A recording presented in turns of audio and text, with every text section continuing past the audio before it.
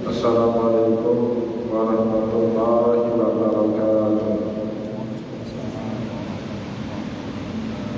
Alhamdulillah, alhamdulillahilladzi ja'ala al-ilma dhaharatan lin-nufus wa nuran lil-basair wa hadiyan ilal jannah.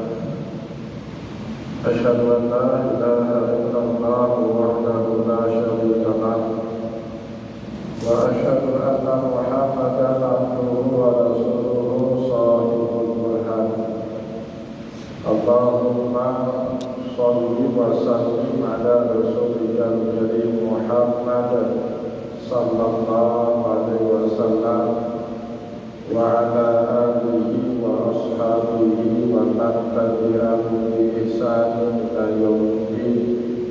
Summa amma ba'du.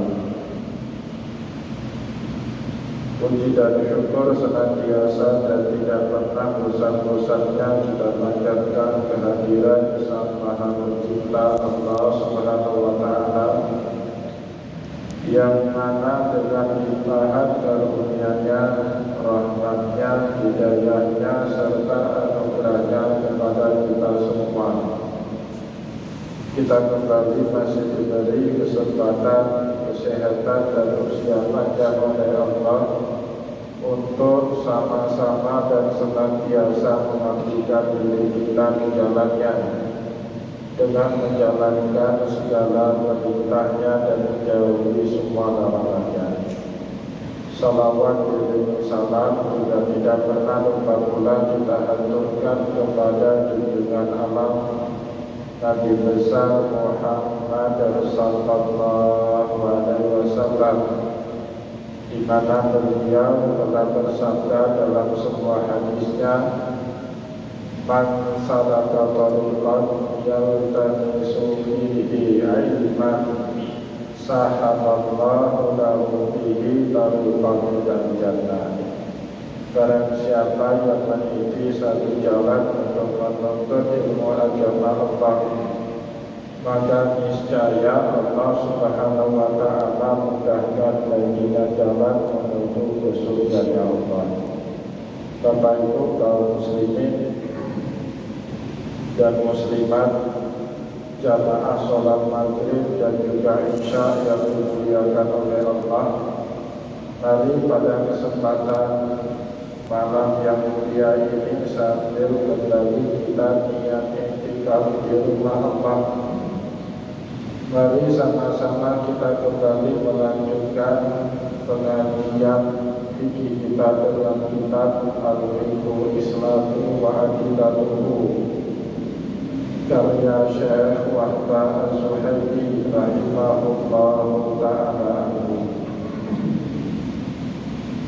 Dan insyaallah pada kesempatan malam ini kita kembali akan melanjutkan bacaan kita berkaitan dengan ahkamul wikalah, hukum-hukum syariat yang berkaitan dengan perwakilan. Bapak Ibu yang dimuliakan oleh Allah, menyambung apa yang telah kita sampaikan pada pertemuan yang lalu, al-wikalah itu boleh dimujrid wa bi ghairi mujrid. Al-wikalah boleh didasarkan atas upah atau juga boleh tanpa menerima upah apapun, dua-duanya boleh. Maka Syekh Wahbah Az-Zuhaili menerangkan kepada kita, tasihul wikalatu bi ujrin wa bi ghairi ujrin. Akad wikalah dibenarkan di dalam syariat dengan upah atau juga tanpa adanya upah. Di anna Nabiyya sallallahu alaihi wasallam kana yab'atsu maluhu liqamti sadaqati wa yaj'alu lahu umulatan. Karena dulu Nabi Muhammad di masa hidupnya mengutus beberapa sahabat yang bertugas menjadi pemungut zakat atau juga penerima sedekah. Jadi kata zakat dan sedekah di dalam ayat Al-Quran terkadang maknanya sama dan terkadang maknanya berbeda.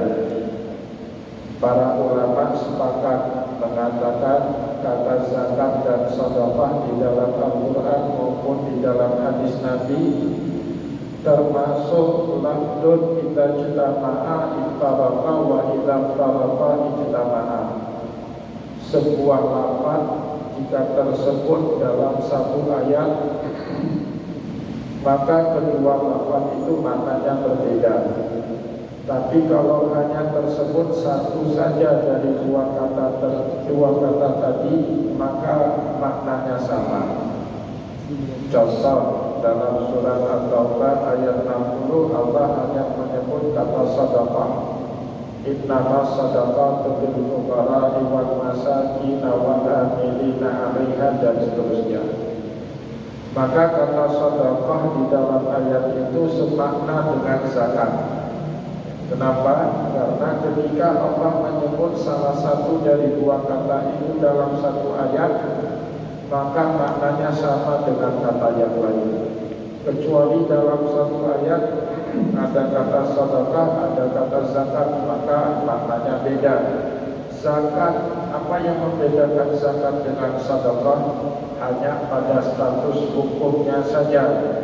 Zakat hukumnya wajib, sedekah hukumnya sunnah. Baik zakat maupun sedekah sudah ditentukan oleh Allah siapa mereka yang berhak untuk menerimanya, atau yang sering disebut dengan Mustafaniyah, 8 kelompok yang berhak baik menerima zakat dan juga menerima sedekah.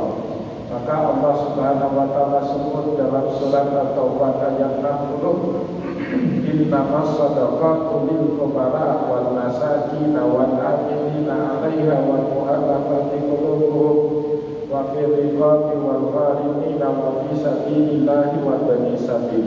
8 kelompok. Berbeda dengan infak. Kalau infak hukumnya sama dengan sedekah, sama-sama sunnah. Bedanya apa? Bedanya kalau sedekah sudah ditentukan peruntukannya kepada siapa saja, sedangkan infak peruntukannya bebas. Tidak pernah Allah Subhanahu wa taala peruntukan infak itu kepada kelompok-kelompok tertentu tanpa kelompok-kelompok yang lain. Di situ letak bedanya.